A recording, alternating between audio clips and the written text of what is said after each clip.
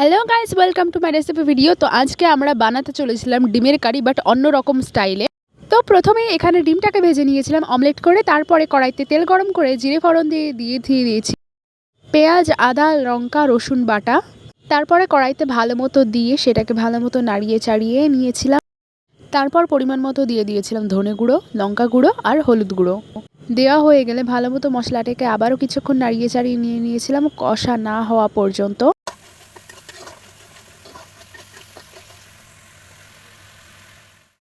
তারপরে মশলাটা ভালো মতো কষে গেলে দিয়ে দিয়েছিলাম পরিমাণ মতো জল। তারপরে একটু নাড়িয়ে চাড়িয়ে নিয়েছিলাম।